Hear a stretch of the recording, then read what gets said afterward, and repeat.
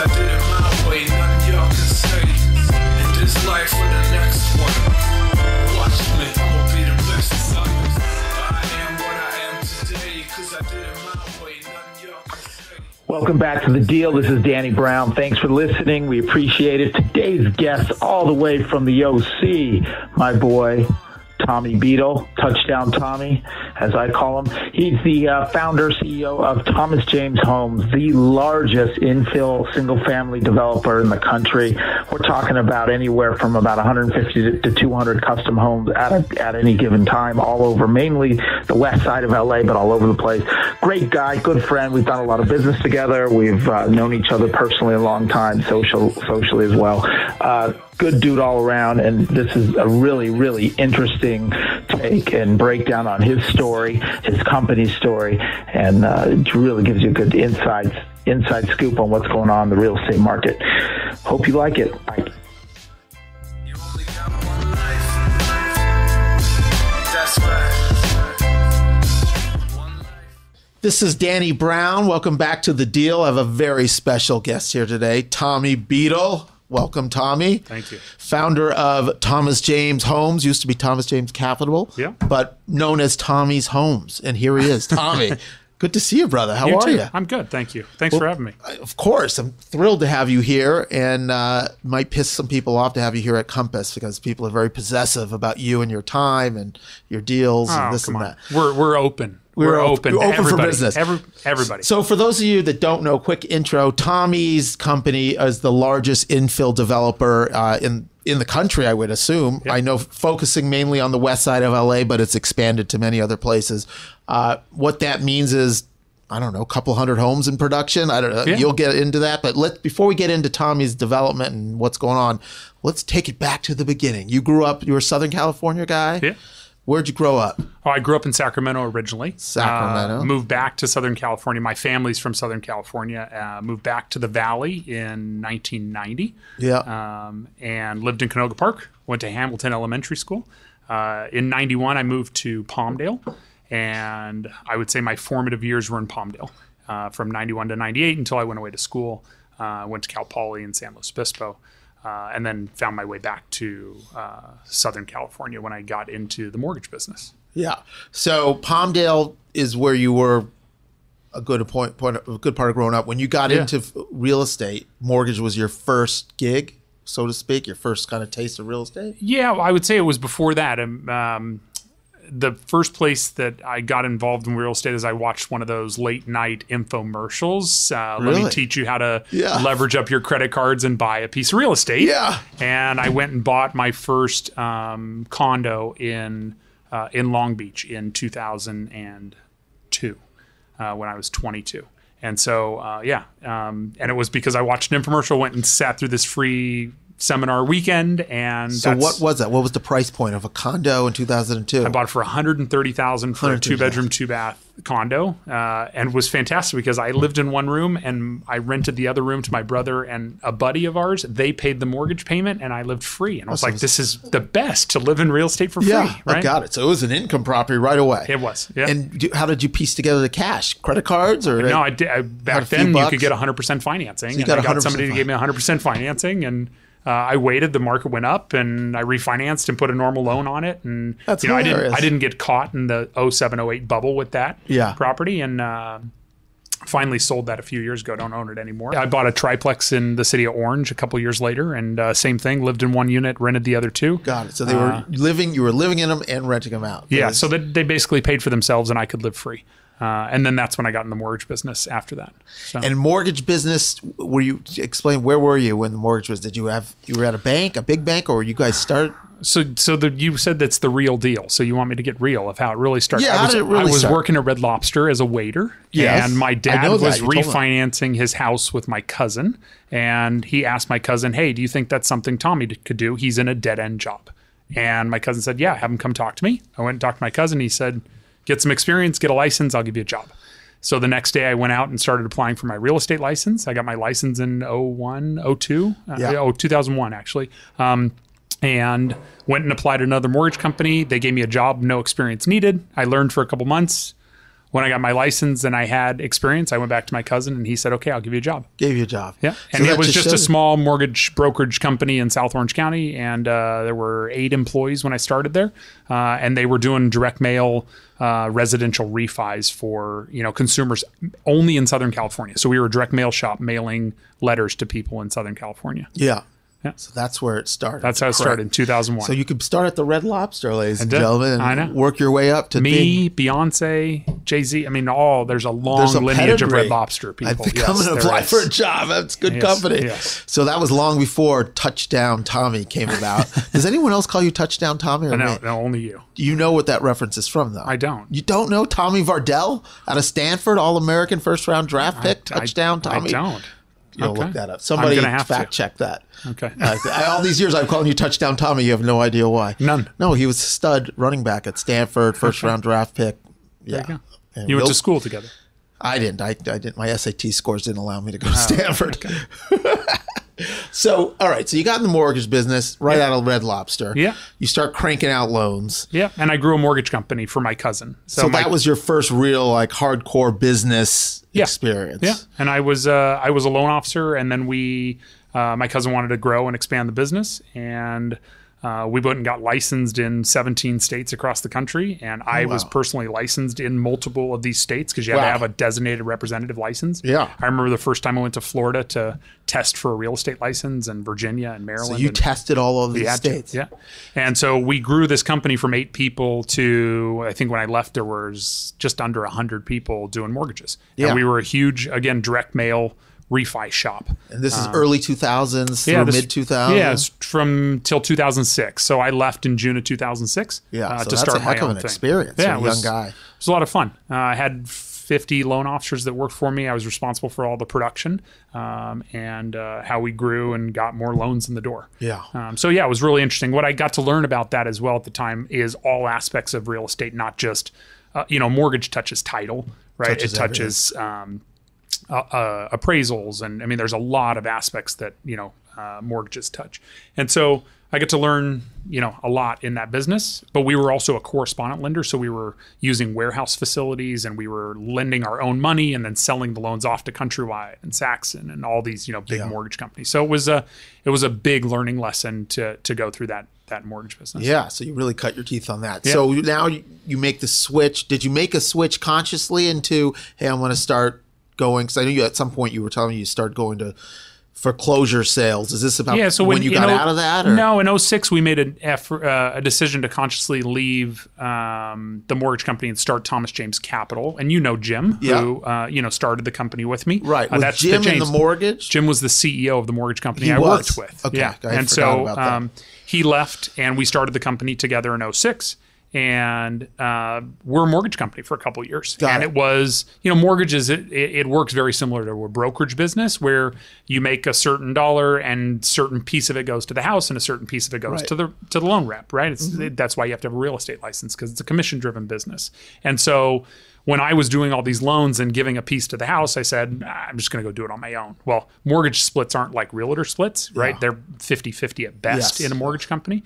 And so we started in 2006 to go basically keep the split from going to the house, and did mortgages for a couple years, transitioned into some new product lines that the other company wasn't interested in doing. But then mortgages stopped in 2008 with, Dodd-Frank and the whole collapse. So you and Jim had this company that you spun off together, and it all the way to the crash, you were running mortgages. So you hadn't. He had 15 loan officers working for us, and we were licensed in 7 states. Was that Jim's background? Was he always a mortgage, or he was just always a C-level corporate guy? He was a corporate guy, and he was actually interviewing for... Great guy, really. Yeah, really, he's really good still dear friends. We talked yesterday. Good. Tell him I say hello. I will. But he was always a C-suite guy. Yeah. So, he started Security Pacific Brokers, which was Security Pacific Bank's discount brokerage house in the 80s. Got it. And then he's just had tons of experience. Tons of corporate experience. He was the president of Standard & Poor's Corporation. Yeah, what a great guy to partner with. And a great mentor for me. Yes, no doubt about it. All right, so now we're heading into the crisis. It's 2008, and you guys are in the middle of it, mortgages. Yeah. When did you pivot and say, maybe we need to do something else. Well, we realized we wrote all these loans that people wanted, right? And you know, everybody says, "Wow, you put people in crummy loans." Well, people were going to take crummy loans, whether I gave it to them or not. They wanted those type of loans, right? And so, when we realized these loans that people were in, and you could see people starting to default or call back and want to refinance, and they couldn't. We got into looking at how we bought distressed real estate. And I'll never forget, Jim came into my office one day and he said, "I think I found our next business." And I said, "Well, what's that?" And he said, "There's this house on the market. It's down in Orange County in an area called Coto de Casa." And he said, Nice. let's make an offer on this. And I said, "Jim, it's listed at 600 grand. What are we going to do with it?" He said, "Let's throw the bank a lowball bid." I said, "Okay, like what?" I said, "Like, I think we could pay $420 for it." He said, "Perfect, let's submit it." We submitted a $420,000 bid to the bank. It had been on the market for like 6 months at 600. Right. And within 2 hours, we had an acceptance. Oh, wow. And it was like, okay, there's the new business. Because banks needed to get out of That their was the real first estate. one? That was the Close first the one. casa. Yeah. And so we went in and we fixed it and turned around, sold it, and made money. We were in and out in 3.5, 4 months. Like, we this were is your nice. quintessential, you know, HGTV fix Yeah. and flipper. And it was like, okay, that works. Let's do that again. And so we started looking for others. And, you know, it all kind of comes back to my dad. My dad then calls me one day and says, "Hey, I know this guy who buys at the foreclosure sales Right, in this LA is- County." And I said, "Okay, you know, I'm do we interested do in it? meeting Yeah. him." And so I started working with this company that I started buying at the foreclosure sales. And we bought our first property in Long Beach, in Virginia Country Club area of Long Beach, which is, you know, really an interesting story. I'll share with you. We were going back and forth. He would call and say, "I have a deal for you to look at. You should look at this." Okay, great. We'd get in our car from South Orange County. We'd drive up to LA. And an hour later, we'd call him. We'd say, "We're standing in front of it. We like it. We'll take it." And he'd say, "Oh, that one already canceled. It's gone. It's gone. It canceled. So it they're postponed." selling just boom, boom, instant. And so it's like, we're frustrated week after week. We're going through this. boom. You can't find anything to buy. It's selling so fast. Correct. So finally one day he calls and he says, "Hey, I got this property on Pacific Avenue in Virginia Country Club in Long Beach. And I said, "Okay, we'll be on our way." He said, "You got 10 minutes. Like, it's going to go. You don't have time to get there." And I said, "Well, what do you think I should do?" And he said, "Well, I think you should buy it and stop messing around Got and it. trying to see him." Sight unseen. Just buy it. He says, "I've seen it. It's fine." I said, "What do you think it's worth?" So we looked at the comps really quick and he goes, "Okay, it's going to auction. Do you want it?" And Jim and I are sitting at my desk. You had to make that decision. And you had to make that decision. And we said, "Okay, we'll take it." And he goes, "Okay, it's yours." "What did we pay?" "You paid 500 grand for it." He said, "I need you to bring me a cashier's check in the next hour." For 500 grand. For 500 grand. Yeah. So, okay. We get in the car and we drive from Orange With a County check of 500 grand. up to, we had to go get the cashier's check from Yeah, the bank. go to the bank, We had, get the check. So we drive up to Long Beach and the guy's office is in Paramount. And he said, Jim goes, "Hey, before we go pay this guy, why don't we Look at it. go look at it?"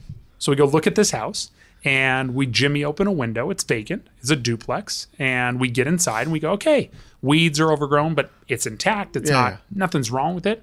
Okay, we got a good deal." Go to the bank, get our money, go to this guy's office, sit down in his office. He's in a strip mall in Paramount.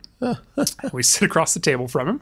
And now, mind you, I had already bought one property in Palmdale from him through my dad, right? So knew the guy was knew him. credible, Yeah. legitimate. So we sit down across from him. We write him these checks.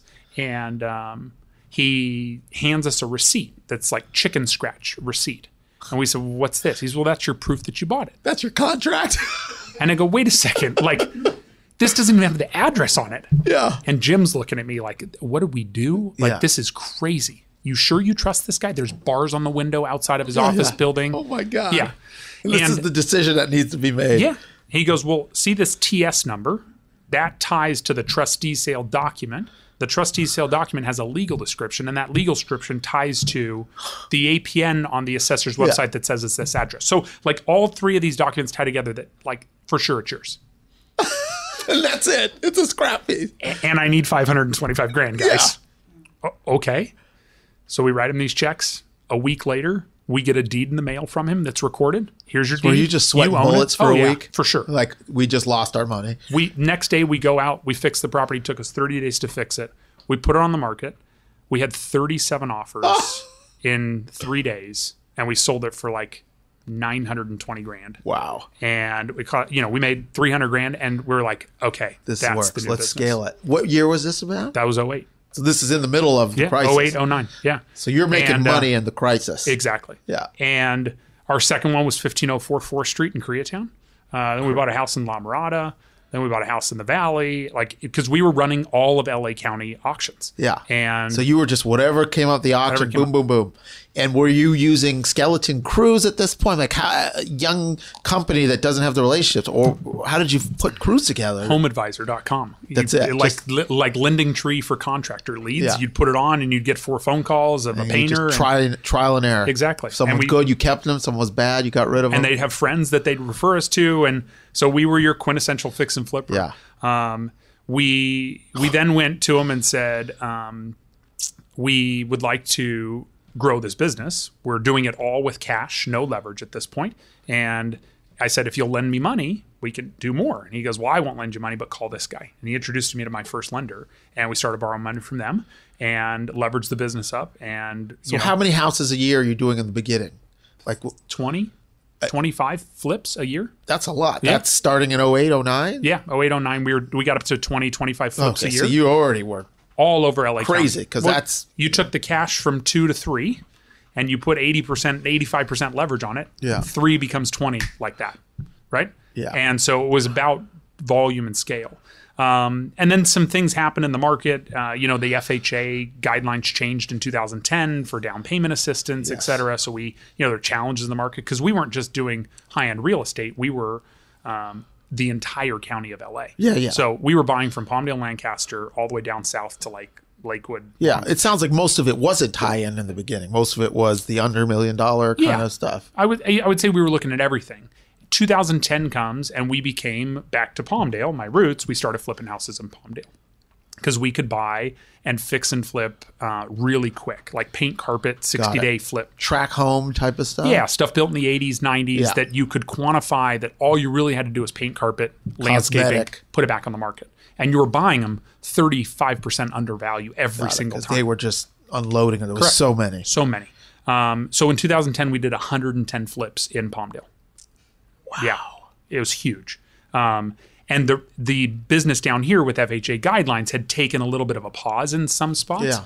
And then we found opportunities to start doing high-end stuff on the west side. Same year. So we were focused, Thomas James was focused on low-end Palmdale, Lancaster. Yeah. And the high end of the west side. So that started when? West 2010. So 2010 started west side. Yeah. Where did that start? Do you remember? Broad Beach in Malibu. Malibu was your first deal? Was my first high-end deal that I can remember that we bought like $1.1 million house in Broad Beach. Jeff Churto was the agent that I worked with. And I remember calling Jeff and going, I can buy this for $1 million or whatever, about $1 million. And he goes, you can sell it for $1.4 million, $1.5 million. I don't care what the thing looks like. You can sell it for $1.4 million, $1.5 million. Yeah. We had 3 minutes to make a decision. Just bought it, drove out there. It's empty. Called Jeff. Jeff goes, I got a buyer for it. We were closed 15 days later at $1.4 million. Wow. I was like, okay, this is easy. Yeah. We did a deal in the Bird Streets on, it's the Bird Street that starts with an M. Up at the top of the Mockingbird? cul-de-sac. No. I'm trying to... M. What is the Bird Street on the M? I can't think. There's Blue Jay Thrash. It's going to drive me nuts if I can't... figure it out. But yeah, we bought this deal up... A view house up there or not a view Streets. house? View house, half developed. Got it. Someone stopped. Someone stopped building it. And I'm sure they got foreclosed on by their construction lender. And... We came in and bought it. And this is 2010 time. Yeah, this was like 2010, 2011. There it is. Marchita. Oh, Marchita. Yeah. It was at the end of the cul-de-sac of Marchita. Place. Yeah. Huge 20,000-foot lot, 6,000-foot house framed.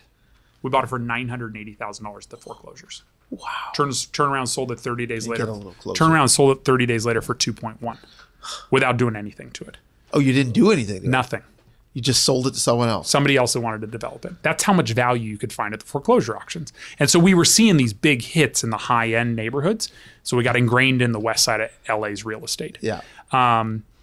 We did a property at 808 Maryland in El Segundo. And I'm just kind of walking you through the process of how we get to where we're sitting today, right? So at 808 Maryland in El Segundo, and there was an agent of agents, is what I would call him, that used to connect us with agents. And he took referral fees from agents that he would connect you with. Got it. And we sat down in this house, and I remember saying to him, like, the agents need me.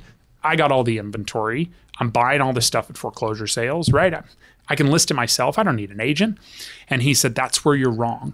And I'll never forget this conversation. He said, you think that the agents are the client and you think you're the client and the agents owe it to you. It's completely the opposite. The agents are the clients. And if you want volume and inventory, you have to service the agents. Whatever agents want, whatever agents need, they control the inventory. He said, you keep thinking of all these houses. Well, when the distress goes away, who's going to control the houses? Agents. Right. So you need to flip your mentality around and say, agents, what can I do for you so that you want to work with me and bring me deals? And that was 2011. And that completely changed my... So that's the shift in your business model in terms of agents. Exactly. Never listed another home myself, paid agents 5% going forward from that day forward, and said, that doesn't make sense to negotiate with agents. Well, that is interesting because I feel like you, I don't know if single-handedly, but you guys have really elevated the game and elevated the credibility and respect for brokers by always paying full commissions, never nickel and diming agents, rewarding them, basically making the agent's commission sacred. And very few builders did that and still don't do it. I think many builders have had to capitulate a little bit because they know that agents just won't bring it to them, because why should I bring it to someone who's going to cut me down when I could just bring it to you and you're going to close immediately and pay me a full commission? And so, I mean, that was just a smart strategic move. And I can't imagine how you could get to where you've gotten in terms of volume without these relationships. I mean, of course. I mean, I think about just our relationship, and it's one agent. Now multiply that by 5,000 agents. I mean, that's nuts. That's a lot of deals. And that's how we grew the business, was by performing for our agents, by looking at the agents as the client, and we're here to service them well, and then they're going to treat you well. Close on their deals. When they bring you a deal, respond within a day. Close, put up your money when you're supposed to. Like, just do what you're supposed to do as a regular buyer and a regular seller on a piece of real estate. And I remember used to say to agents, like, why cut your nose to spite your face? I have a $3 million listing. I can squeeze an agent for a point and get you to cut 30 grand so you don't bring me the next deal that has 400,000 in it. Yeah. Like, that's penny wise and pound foolish. Correct. And so, but that agent of agents reminded me that when the market changed, that who would control inventory was agents, right? And he was absolutely right. And I think of it now, like, we buy life event real estate, right? And that doesn't mean death. That doesn't mean trust. That's like anytime there's a life event is really when real estate transacts, right? Somebody's getting a divorce, somebody wants to upgrade, somebody dies, children, whatever it is, right? And they sell their piece of real estate. Well, we buy the underutilized real estate in a market when those life events happen. Well, when those sellers sell their real estate, they don't think, let me call a builder to buy my land. They think, let me call a realtor to sell my home, right? Well, we only care about the land sitting underneath it. So we need the realtors to think of us because you guys control that inventory. And look, it's served me well. It's how we've been able to grow and scale the business to the levels that we have. So talk to me now, 2012, 2013, from my records, that's kind of when you guys started really getting momentum in terms of scaling on the west side. Yeah. Can you kind of talk me through how many homes you built in the 12, 13, 14, 15, kind of how many homes you've built or controlled, just to give the audience an idea of scale of so we've built and sold over 500 houses, close to $2 billion worth of real estate in the west side of Los Angeles. And how many do you guys have in development now? So we have about 150 in LA. About $400 million, $450 million of inventory in LA. Yeah. And then I have a division now in Northern California. Right, we have 70 projects going actively in the Silicon Valley. Call it another $200 million up there.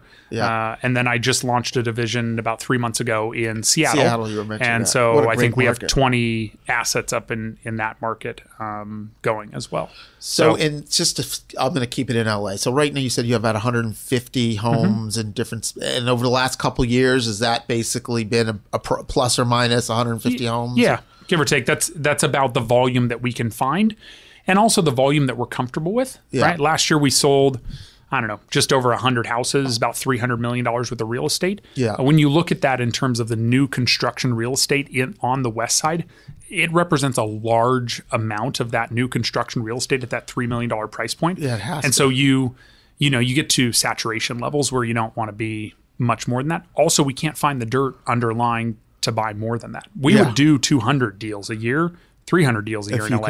We just can't deals find that make sense. We can't find the dirt. Yeah, it's so hard.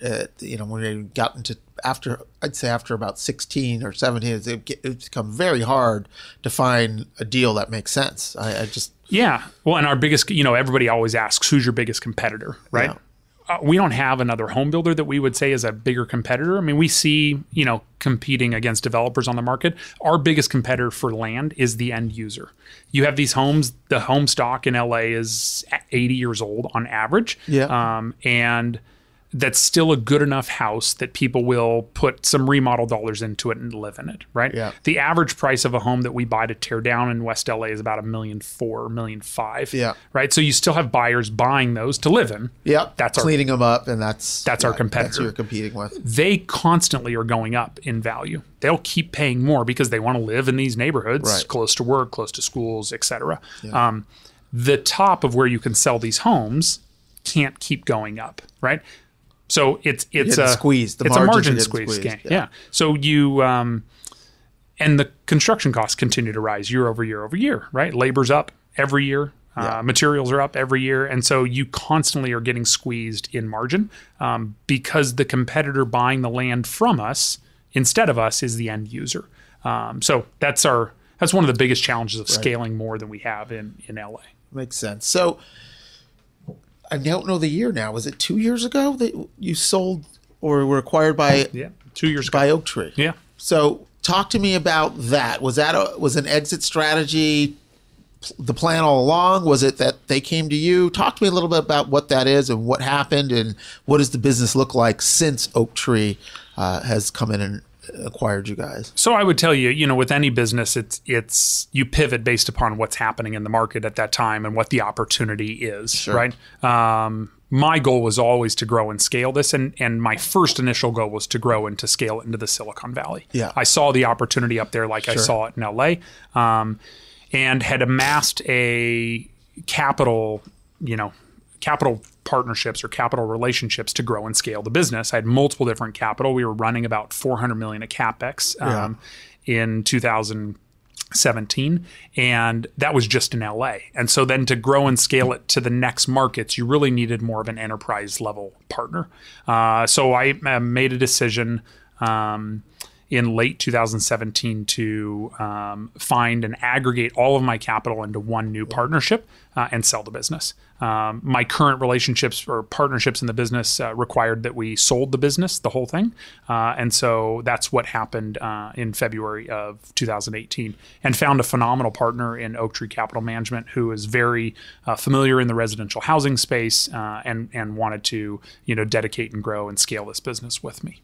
So they've bought 100% of it, but the people have stayed in place. You and Taylor and the key management, the executives are all in place. You're Absolutely. Still running it day to day? Absolutely. It's a typical private equity type relationship where there's a preferred returns and promote structure. So we still own a big promoted interest in the business, which is why we're not going anywhere, myself included. And so we're really growing it for the next exit monetization. And growing into other markets. What's really nice, I would tell you, is before we had asset level investors, and there's two different type of investors, I would say, investing in these businesses. You do assets or you do OpCo. They call it OpCo, PropCo, right? Property company or operating company. Yeah. A property company or an asset level investor, they only care about the properties that you're buying. Are we making return on these individual assets? Right. I bought this one for this. I built this, I sold this. Did we make money on that single asset, right? And then you aggregate them together. Where operating company says, okay, we're building an enterprise to sell and monetize an enterprise. We're not just building singular assets. We're building a business that is changing home building to monetize a change of business. And so that's an OpCo or an enterprise level investment. And that's what Oaktree came in. And when you get an enterprise level investment, what you get is you get a commitment to the business and an investment to scale the business, not just to scale the assets, right? So scaling assets takes scaling a business, right? Because the business is what's underlying Yeah. building all these assets. And so we needed to make, over the last 2 years, significant investments in the business, the people, the systems, the processes, to be able to grow and scale the business. Because, I'd tell you next year, 2021, our projections are to get pretty close to $1 billion in revenue next year. Wow. And so to do that, you got to invest in the people and the enterprise and the process. And so that's what we got from Oaktree, was really an investment in the business to grow and scale. So what do you see trends for? Well, let's go first macro. For you guys, you're expanding into new markets. You're going into Seattle. Are there other markets you guys are expanding into? Or is that something that you're thinking about? Going national? Yeah, we're studying every major metro across the country to see where to go and where the opportunities exist. What's really interesting in being in 3 different markets is you learn something from every market nuances, that then you can attribute back to this market. And so things we learned in Seattle, we now are implementing in LA and finding opportunities in this market that we didn't realize were opportunities until we saw them present themselves to us in another market. And so that's really good to be diversified like that. Yeah. Compounding opportunities. It is. So what do you see to get micro? LA, you're in all these markets just like a broker would be. What are you seeing in terms of trends? 2020 has just begun here. What is your feeling about the housing market, specifically West Side, specifically sort of the middle, high end kind of the areas that you focus on? I'd tell you the housing market in LA is strong. It's robust, right? There's, we have a very myopic view on the housing market because what we understand is the dirt sitting underneath the houses, and we understand what the new house, is work. Correct. We don't understand all the stuff in between, right? Yeah. And I call brokers sometimes and go, how are you doing on $1 million condos? Oh, I got just 27 offers on it. Okay. So, because I don't understand what's the dynamics happening in those markets. Right. The new construction inventory in the west side of LA, we've pre-sold 7 houses in the month of January already at more than we wanted for them when we bought them. And so the market is really strong. We're getting multiple offers on properties, which is great. Yeah. I would tell you from a micro perspective in LA, and I shared with you our biggest competition is end users buying the properties, right? So if your land is going up, the only way to cut your land cost is to put densification. And so we're on a densification play right now in LA where we're trying to build multiple units on a single site and sell to individual homeowners. What does that mean? You mean like a small lot subdivision condos? Nah, not a faster path of small lots. So we have a new product that we've launched that's a side-by-side duplex that you can sell off each unit individually through a condo map. And I'm going to be launching later this year single-family real estate in the west side of Los Angeles for $995,000. Detached, single-family, 3-bedroom, 3-bath. Where's that going to be located? In Culver City, Mar Vista area. Cool. Yeah. So when you can do a densification play and you can take your land basis from $1 million and put 2 units on that site, now you put 500 to land basis on each one. Yes. It allows volume and densification. So that's interesting. I didn't know that. That's a play that we're doing because we're trying to meet more of that entry level of the market. What's really interesting is it takes the buyer who's buying the house that we want to buy to tear down, it provides them a brand new product to buy instead of buying competitively with the product that we want to buy. Yeah. So it's really to serve the needs of the housing market. Yeah, that is a strong niche. We talk about it all the time. When we have a condo under $1 million, it goes immediately. Gone. So it's a strong. I mean, the market seems to be robust and healthy across all price levels, but getting to that entry level, it's just screaming hot still, which most people don't realize unless you're really in the market. So let me ask you some fun stuff. Okay. You must have seen and have experienced some crazy things in terms of buyers' demands and requests. So with what you can share with us publicly, what are some funny, weird, crazy requests that you've had for maybe customization or maybe just something that was so wacky that you just couldn't even imagine? Because you must hear everything. Because I know I feel like I hear everything. You must even hear more. Yeah, we see a lot of things that are important to different people. I'd tell you the one that comes to mind is somebody wanted to buy a house and they didn't want it to look like every other house we had built in the neighborhood, these white-sided houses. And so they changed it and did a different finish on the outside. And I'll tell you at the end of it, they loved it. We were like, wow, That's very personal, but it's what they wanted. It is, and they were willing to pay for it, and we were happy to customize and accommodate. So I don't know if I have crazy stories around customizations or wants. I mean, you always remember those deals that people get into, and then they want credits in the middle of it. Like, well, we want just want money. Yeah, we want money. It's like, but that wasn't, we agreed to sell you at this price, and now you just want money back. Just want money back. Like that wasn't the agreement, right? Yeah. But the crazy stories was from the foreclosure days. There were some, I bet. Scary stuff too. So that was people it was interesting squatting time. in houses. Houses you've been through that you'd never go through again. Yeah. I remember somebody in Venice Beach released a pit bull from their front door. Oh, great. And the pit bull charged at the fence and hit the chain link fence. And I was, I'm just going to leave this notice right here and get back in the car. Yeah. So those were some crazy times. And there was Touchdown Tommy flying down Broadway or Main Street. Well, close. One street over. It's close. I knew it. Close. Ghost town, man. Oh, yeah. So how about some just great deals? I know we did a great deal together. That's got to be one of the best. Is that one of the best? That was one of the best. You don't do that all the time? I don't. I mean, I tell people that story all the time. Danny Brown's a legend. So I'm the case study for why you should bring you deals. Exactly. You're the case study of what we call the power of multiplicity, right? Yeah. Where you can bring a deal and you get to rep both sides. You get to find a buyer. That was on... That was Pescara? Pescara, yeah. Pescara. The old NBC head house of NBC, and guest Golia, house. Yeah. The two houses on, it was really two legal lots, but it didn't look that way. Yeah. So you split it, built one new house, remodeled the other one. Yeah, I just remember both sides. Exactly. It was I was like, Danny made more money on this deal than I did. Yeah, Monkarsh wasn't happy about that. No, that's okay. He's like, too much money. You got to give some back. Right? Exactly. I just saw him at our event couple days ago. I love that guy. I talked to him this morning. Did you? Yeah. He should have showed up and been a guest. That would be a great guest for you. I know. The guy's afraid to talk publicly. Really? I'll put in a good word. Put some pressure on him. I just asked him Thursday night. I was with him. I just asked him. So what advice would you give yourself now that you've done what you've done in this business and you've done it for so many years? If you were looking back at Tommy just starting out, is there anything you've learned that you feel like, hey, this advice would have been great to know then? Or perspective or anything? That's something we try to get out there as a theme of what you would think that you've learned through the years that it might have saved you time or saved you headaches or whatever it might be. I think if I knew what I knew today 14 years ago, I wouldn't be where I am today. That it was, I think a lot of times it's easy to look in the rearview mirror and say, would have done this better, would have done that better. Sure. Did we buy some bad deals because we could have stayed more in the fairway and lost some money on one? Yeah.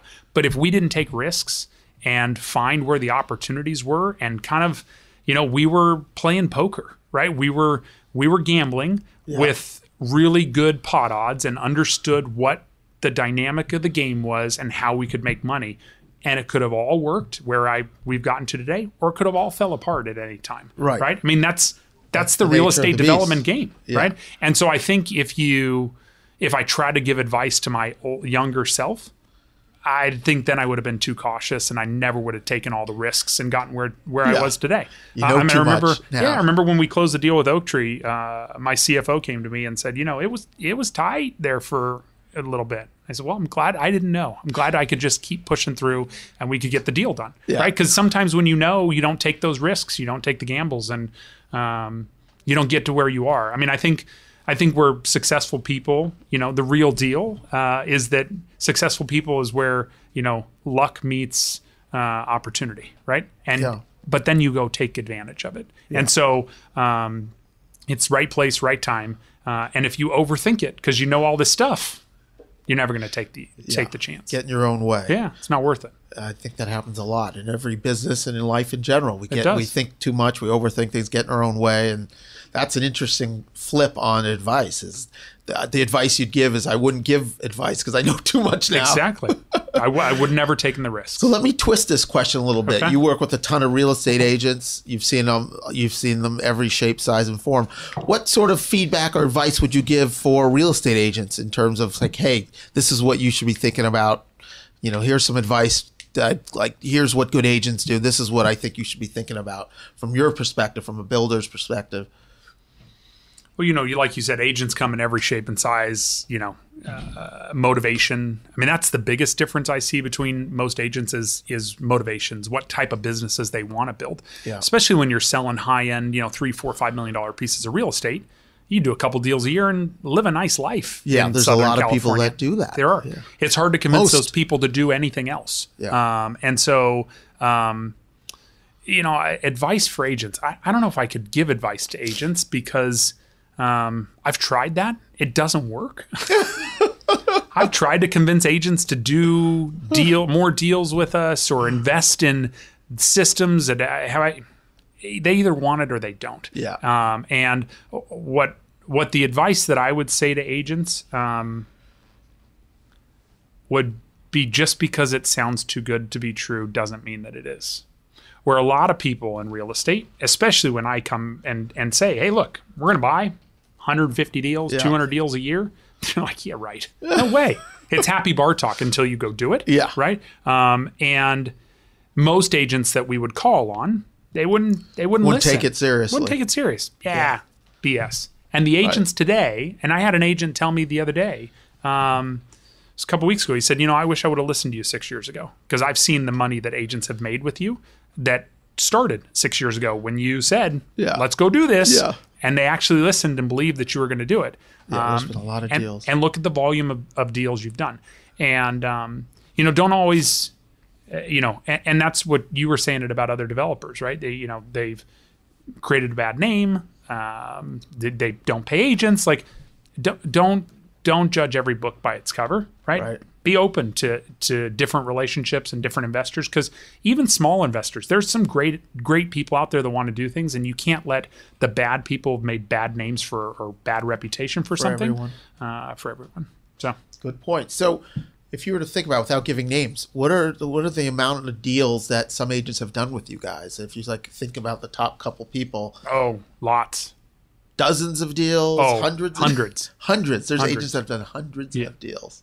Oh my God. There's an agent that I can think of that done well over 100 deals with us. Wow. Yeah, a couple of them actually. That's unbelievable. That I can think of. Yeah. Well, and we do volume, and so that was the thing, is when you tell an agent, I'm going to do this, and they listen and they believe you. Yeah. They can do business, right? Because we're here to buy every single day. Yeah. We got money to spend. Right. So all you agents out there, I have money to spend to buy and develop single-family real estate. Ready to go. You too, Danny Brown. We haven't done a new deal lately. I know. We need to reload. I know. Let's do it. I need to get Sarah door knocking. Well, any other passing words? Any other things you want to pass on to our audience? I know we've taken a lot of your time up. No, this has been a lot of fun. Thanks for having me. We appreciate you driving up from the OC today, or were you already here? No, I made a special trip just for you. Always good to see you, Tommy. Absolutely. Thank you for sharing with us. Absolutely. Thanks for having me. Talk to you guys soon. All Thanks, right. Tommy Beadel. Thanks, Danny. You know what? Yeah, listen. I am what I am today, 'cause I did it my way. Nothing y'all can say. In this life or the next one. Watch me, I'ma be the best of it. I am what I am today, 'cause I did it my way. Nothing y'all can say. In this life or the next one. Watch me, I'ma be the best of it. Hey, I really got to thank Tommy Beadel for coming up for the day to come talk to me on the deal and break down what's going on with Thomas James Homes. He's a phenomenal guy. He's really changed the landscape of development. You can always find him at Thomas James Homes on Instagram, or just look up Thomas James Homes. You can always find us at Danny Brown LA and at the Deal Pod. Please leave us a 5-star review on iTunes and a comment. Please. Each one really makes a difference. And our metrics are way up, and we are really trying to take it to a whole nother level this year, 2020. So we appreciate it. Thank you very much, and we'll see you next week.